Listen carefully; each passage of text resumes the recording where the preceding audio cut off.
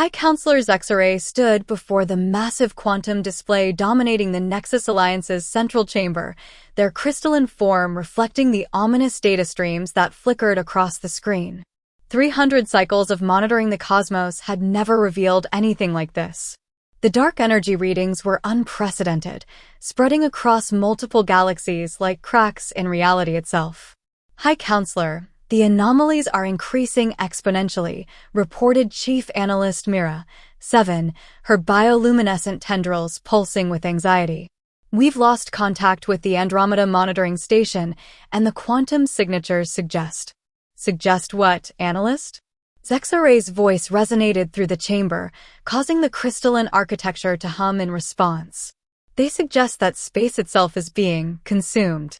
Mira, 7 manipulated the holographic controls, expanding the view to show the spreading darkness.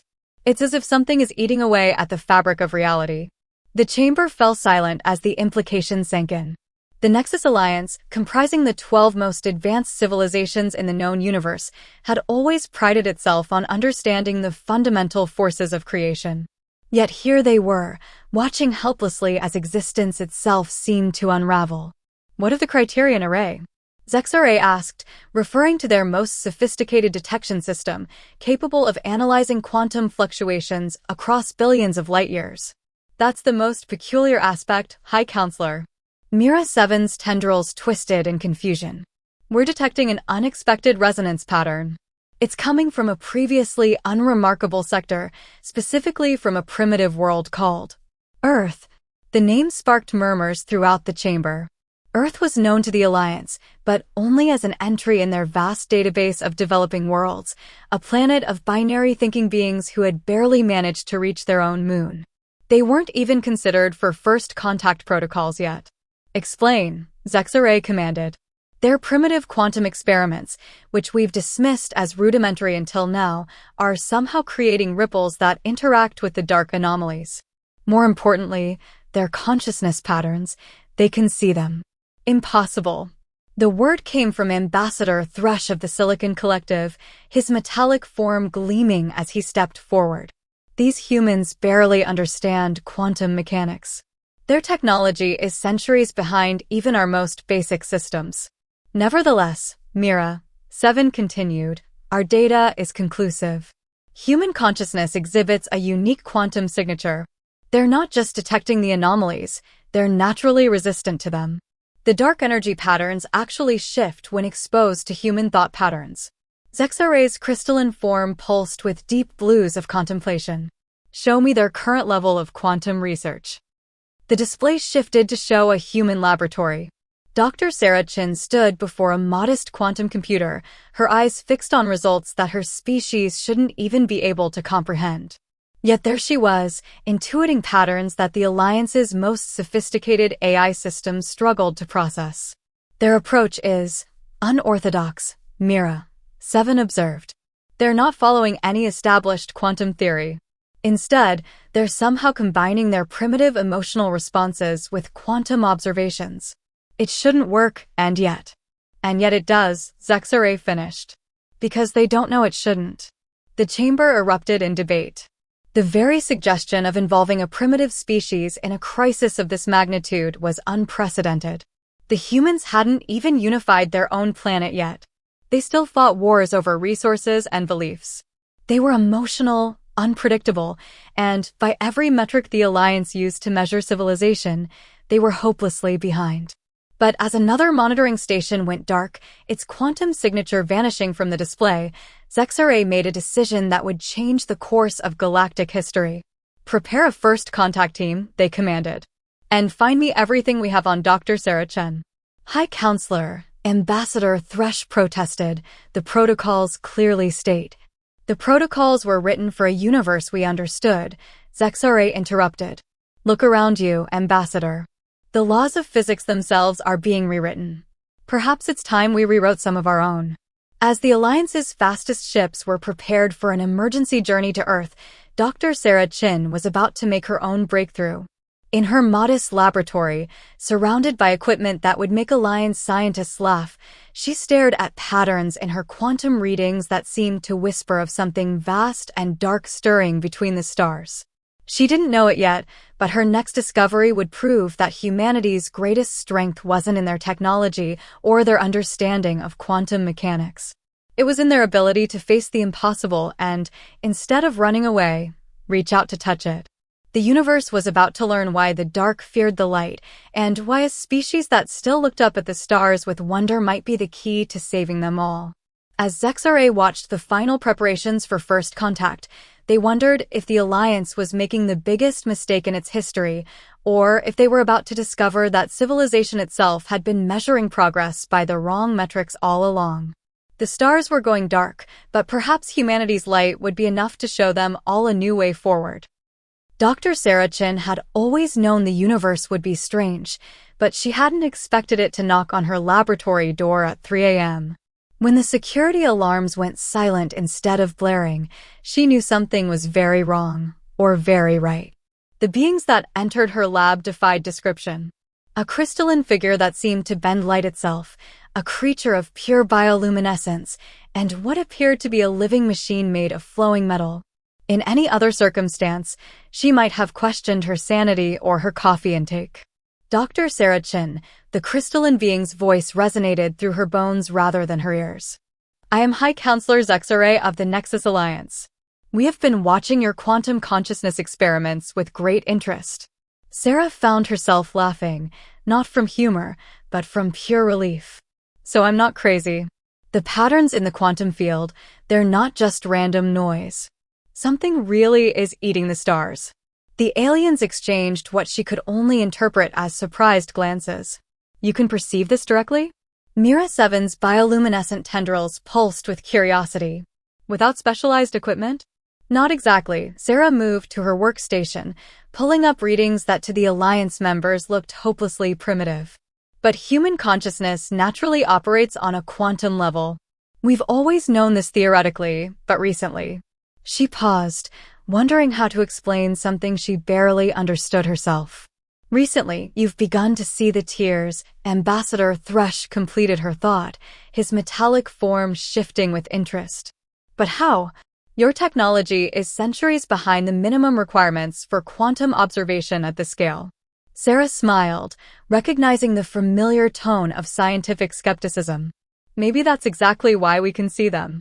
We haven't learned enough to blind ourselves with certainty yet. She pulled up her latest data, recorded just hours before their arrival. Look here, when we combine human consciousness with even basic quantum measurements, we get something impossible. The quantum field responds to human thought patterns in ways that violate every known law of physics. Because you don't know those laws can't be violated, Zexare observed, their crystalline form pulsing with what might have been amusement. Your species' ignorance has become your greatest strength. Not ignorance, Sarah corrected, her voice firm. Imagination. We see the impossible and ask, why not, instead of impossible. The conversation was interrupted by an urgent communication. Another monitoring station had gone dark, this one closer to Earth than any previous loss. The holographic display Mira 7 generated showed the spreading darkness like cancer in the cosmos. We need your help, Dr. Chin, Zexare said, all traces of amusement gone. The Nexus Alliance represents the 12 most advanced civilizations in known space, and we are helpless against this threat. But your species, your minds resonate with these anomalies in ways we can't comprehend. Sarah studied the data, her mind already racing with possibilities. You said 12 civilizations. How many others are there? Less advanced species like us? Thousands, Thrush replied. But they lack the technological advancement too. Contact them, Sarah interrupted. All of them. Especially the ones who still believe in magic, who haven't learned to separate consciousness from science, who still dream impossible dreams. You can't be serious, Thrush's metallic form rippled with disbelief. These are primitive worlds, barely capable of spaceflight if that. Many still think spirits cause natural phenomena. Exactly, Sarah's eyes lit up with the fire of discovery. They haven't learned to limit their consciousness to what's possible yet. The quantum field responds to consciousness, but not just any consciousness. It responds to consciousness that believes in the impossible. Zexaray's crystalline form hummed with growing understanding. And your species excels at believing in the impossible. We do more than believe in it, Sarah grinned. We make it happen. But we'll need help, your technology combined with our perspective. And not just humans, but every species that hasn't yet learned to stop dreaming. The Alliance members shared what she assumed was their version of concerned looks. What she proposed violated every protocol they had, every carefully established hierarchy of civilization. It would mean sharing advanced technology with species deemed too primitive to handle it. The alternative, she reminded them gently, is watching reality itself be devoured by something we can see but you can't. Something that, for whatever reason, responds to minds that still believe in magic. As if to emphasize her point, another alert sounded. The darkness had consumed another star system, another monitoring station gone silent. But this time, the readings showed something new. Where human consciousness had briefly touched the quantum field, the darkness had recoiled. The Council will never agree to this, Thrush warned, but his tone suggested he was already calculating how to make it happen anyway. Then don't ask them, Sarah suggested. Sometimes asking permission is just asking for someone to say no. Sometimes you have to prove it works first. Zexaray's crystalline form pulsed with what might have been laughter. Dr. Chin, I begin to understand why your species simultaneously terrifies and fascinates us.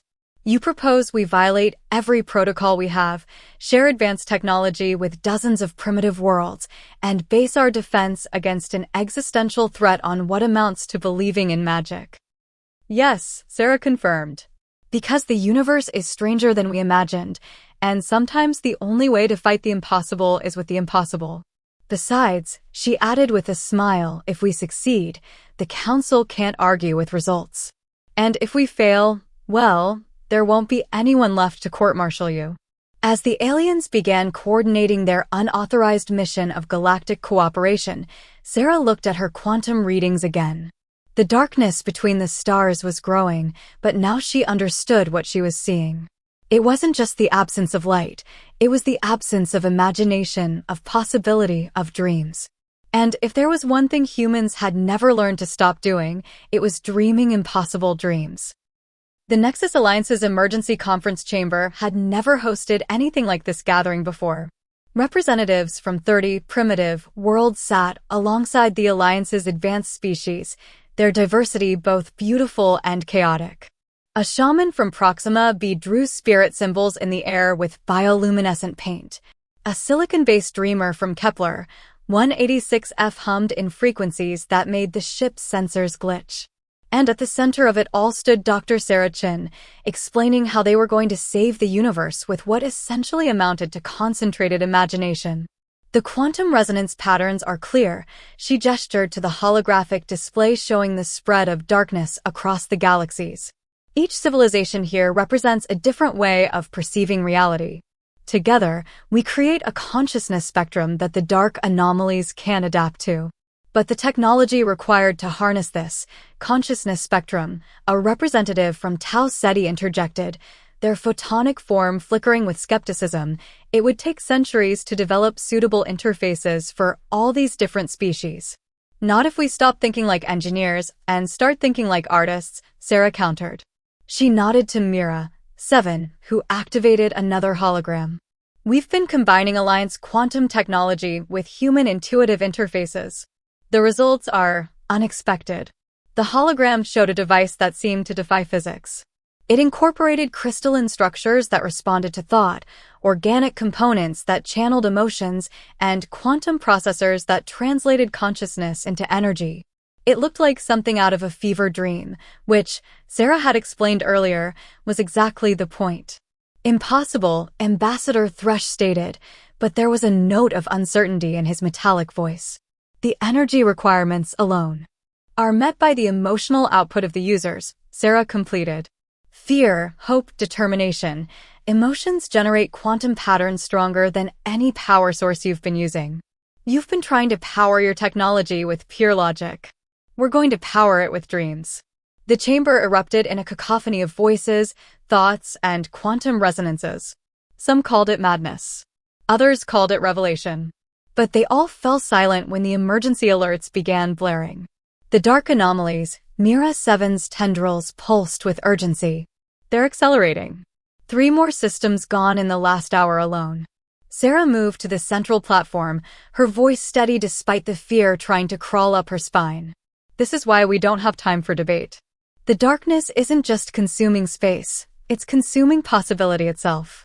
Every civilization it takes is another way of seeing reality that we lose forever. She turned to the assembled representatives, seeing fear, hope, and determination reflected in 100 different forms of life. We're not just fighting for survival. We're fighting for the right to dream differently, to imagine impossible things and make them real. The shaman from Proxima B stepped forward, their spirit symbols leaving trails of light in the air.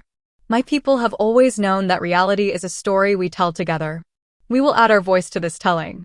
One by one, other representatives stood.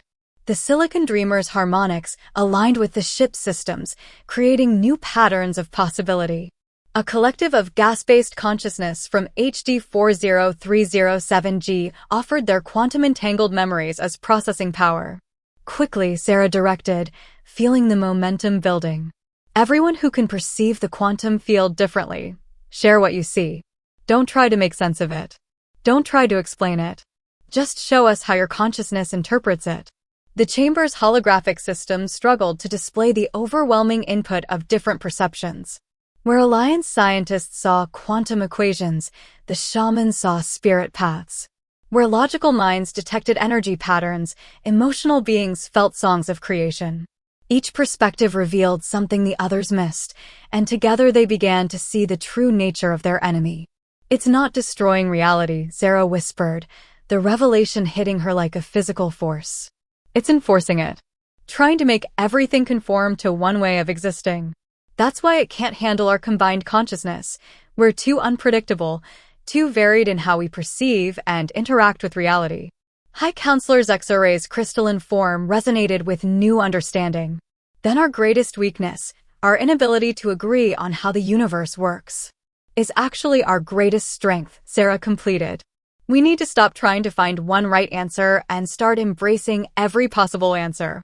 The prototype interfaces began to power up, each one adapting to its user's unique form of consciousness.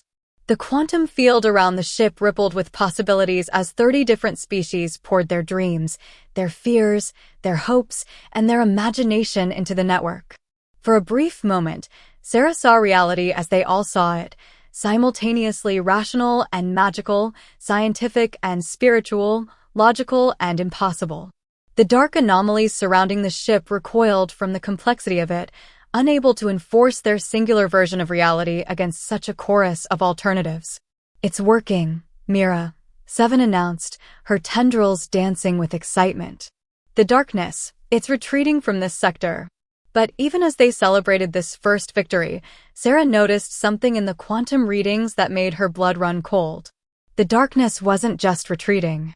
It was learning, adapting, and somewhere in the infinite void between the stars, something vast and ancient had just noticed their defiance. The real battle was about to begin, and they would need more than technology and dreams to survive it. They would need something that only humans seem to possess in infinite supply, the stubborn refusal to accept defeat, even when defeat was the only logical outcome. 3 days after their first victory, Dr. Sarah Chin stood in the quantum observation chamber of the Alliance flagship, watching reality fracture. The darkness had changed its strategy. Instead of consuming stars one by one, it now moved like a tide of uncreation, washing away entire sectors of space in waves of absolute nothingness. It's hunting us, Sarah said, her voice barely a whisper. The quantum displays showed the darkness flowing around their defensive positions, probing for weaknesses. It's intelligent. Impossible, Ambassador Thrush began, but caught himself. Though I suppose that word has lost much of its meaning lately. The chamber's holographic systems activated as High Counselor's X-Array entered, their crystalline form dimmer than usual. We've lost contact with the Andromeda Defense Fleet. 18 billion sentients, gone in an instant. Sarah's hands clenched into fists. Each loss wasn't just a number. It was an entire way of seeing reality, erased forever. Show me the quantum readings from just before they vanished. The display shifted, showing the last moments of the Andromeda fleet.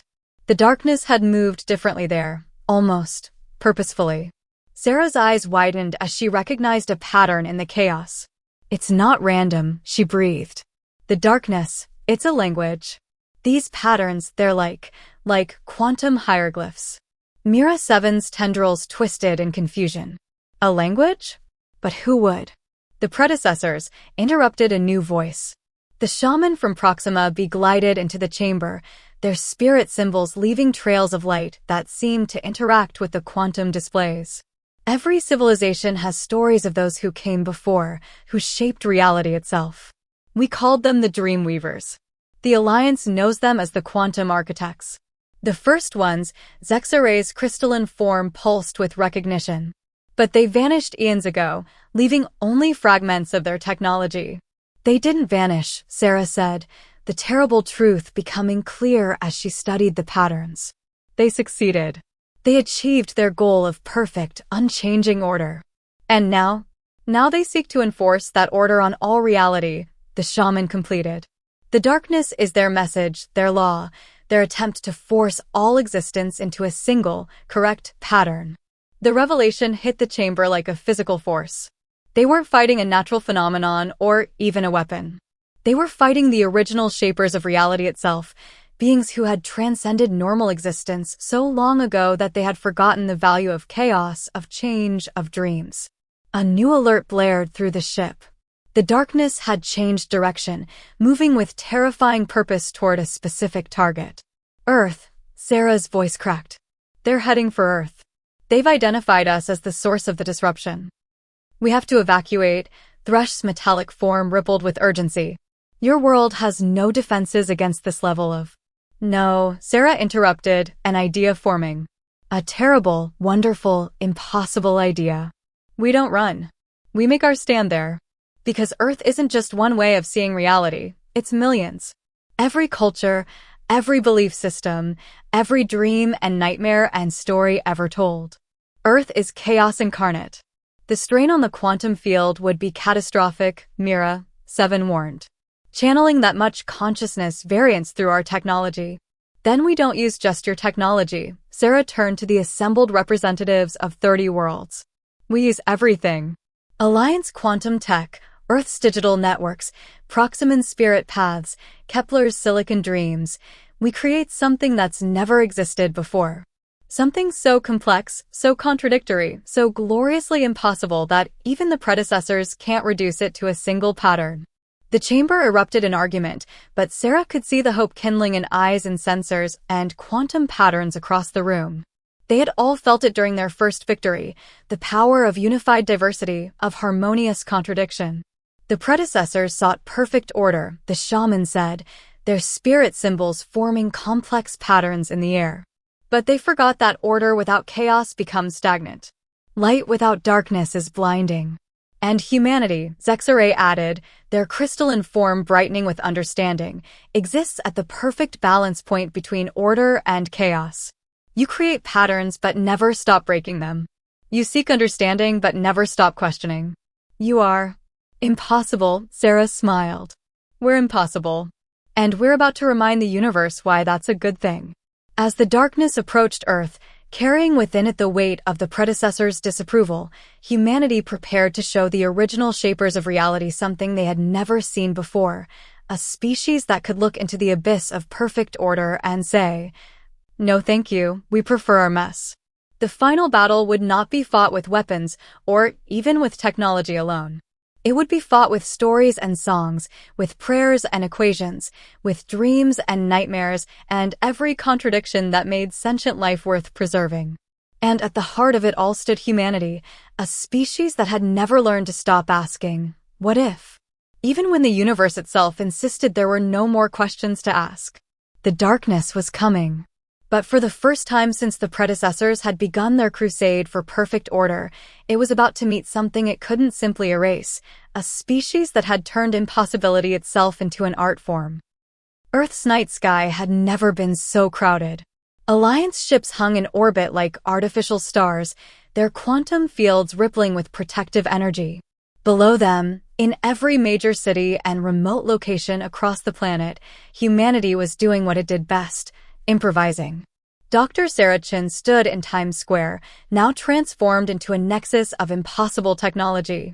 Alliance quantum processors hummed alongside meditation circles. Digital billboards displayed both advanced equations and ancient symbols. Street musicians played alongside frequency modulators, their music becoming part of the quantum defense network. Your species continues to surprise us, High Counselor Zexore observed, their crystalline form reflecting the chaos of lights around them. Most worlds would panic at the approach of extinction. Yours throws a party. Not a party, Sarah corrected, watching as a group of children taught a silicon-based alien how to draw with chalk on the sidewalk, their drawings somehow registering on the quantum field monitors. We're celebrating life. All forms of it. Every way of existing that the predecessors want to erase. The quantum alerts had been constant for hours now. The darkness was approaching, moving with deliberate purpose toward Earth. But instead of evacuating, humanity had chosen to make it stand. Not just for themselves, but for every species that had ever dared to dream differently. The quantum field stabilizers are ready, Mira, 7 reported, her bioluminescent tendrils interacting with both digital and spiritual interfaces. But these energy readings, we've never attempted to channel this much consciousness variance before. Sarah watched as more and more humans joined the effort, each adding their unique perspective to the quantum defense network. Artists painted reality-bending murals that somehow strengthened local spacetime. Children's imagination games created quantum fluctuations that the Alliance's best scientists couldn't explain. Every prayer, song, story, and dream became part of their shield against the encroaching darkness. Look at the patterns, the Proximan shaman gestured to the quantum displays. Your people aren't just resisting the predecessor's order, they're creating new forms of existence. Possibilities that have never existed before. They were running out of time. The darkness had reached the outer solar system, its presence so vast that it dimmed the sun itself. But as Sarah looked around at the impossible collaboration taking place, she saw not fear but determination. Humanity had spent its entire existence pushing boundaries, questioning limits, and dreaming impossible dreams. They weren't about to stop now. Final connections are ready, Ambassador Thrush announced, his metallic form integrated with both Alliance tech and Earth's digital networks. But the power requirements for a planetary defense shield will be met by something the predecessors forgot about, Sarah interrupted, her voice carrying across the square. Connection. Not just technology connecting to technology or consciousness connecting to consciousness, but everything connecting to everything else. Dreams to reality. Past to future. Order to chaos.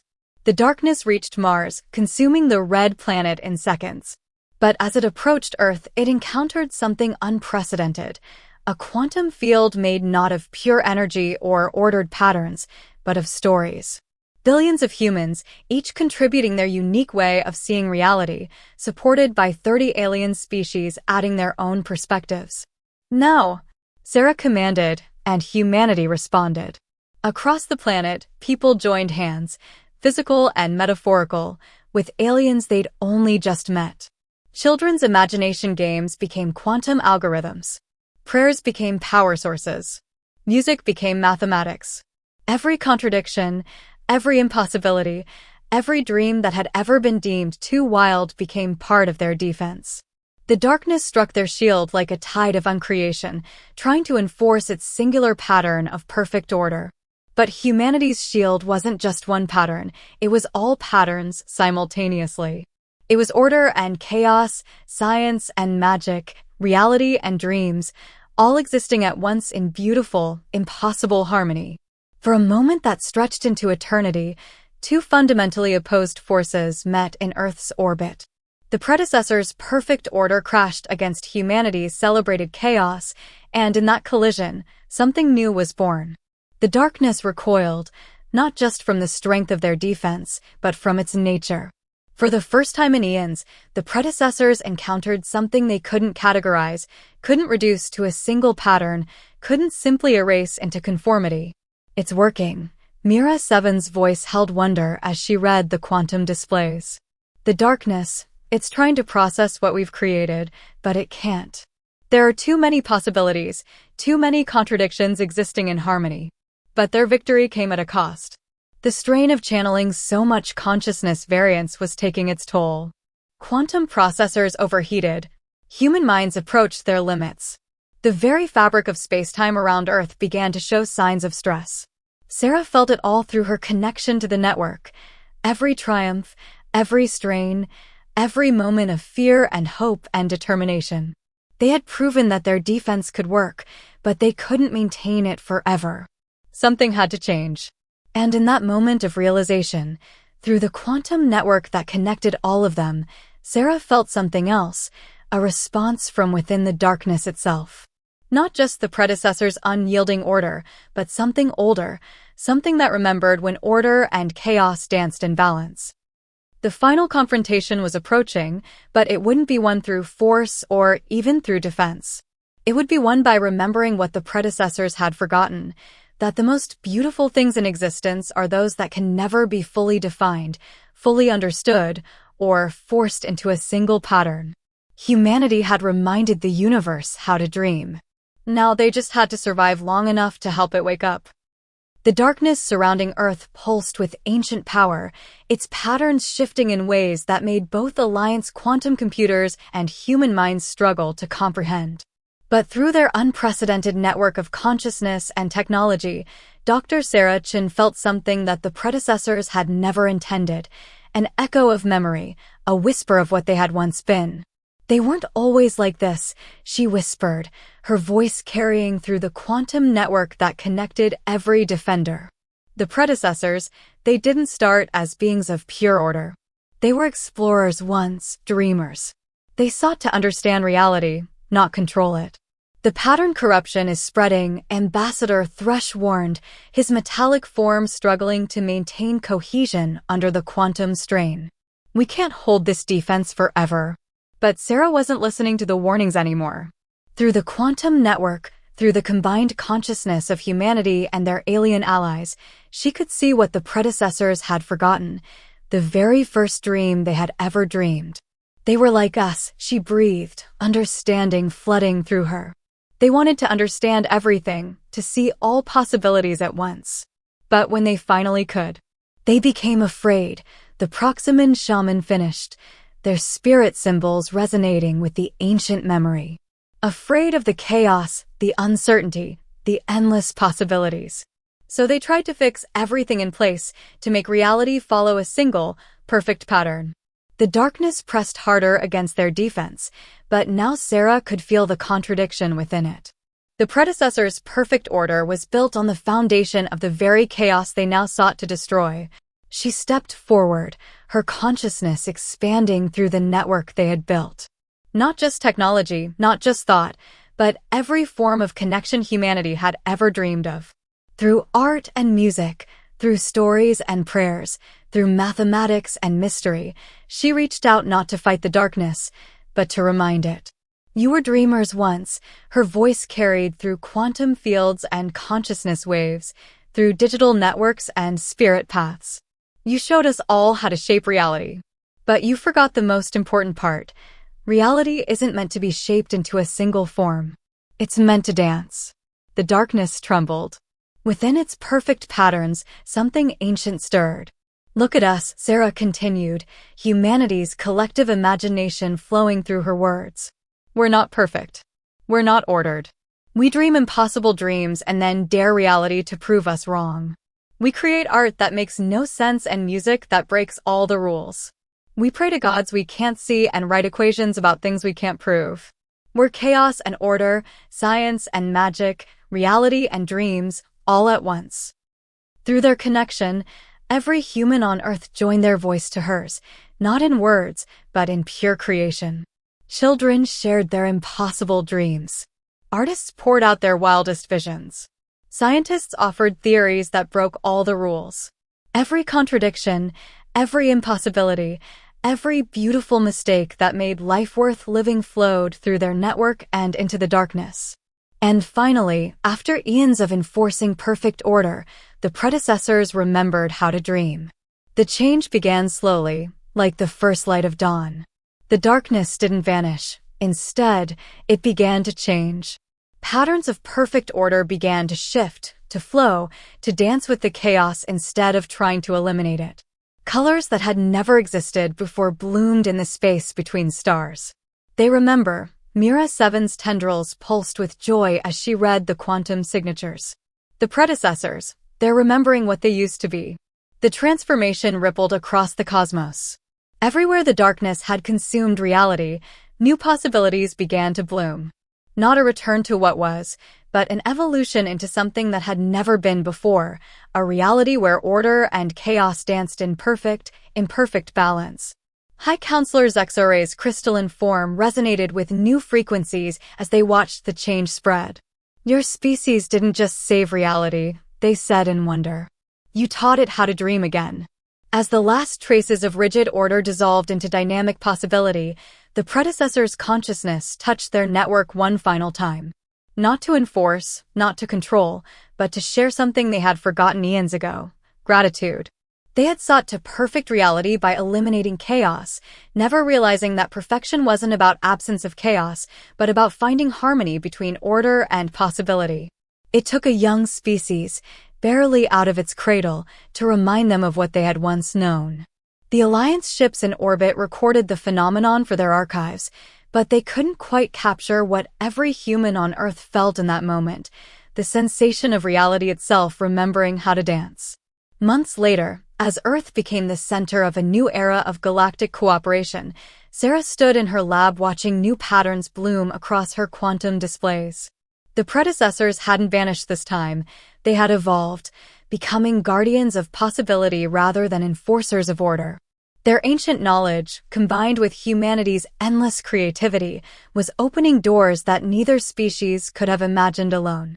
We could have tried to destroy them, Ambassador Thresh mused, watching as human children taught young silicon-based beings how to play make-believe. Instead, you taught them how to play again. Sarah smiled, watching as a new quantum signature bloomed on her display, another impossible thing becoming possible. That's the thing about humans, she said. We never learned that there are things you can't do. So we just keep doing them anyway.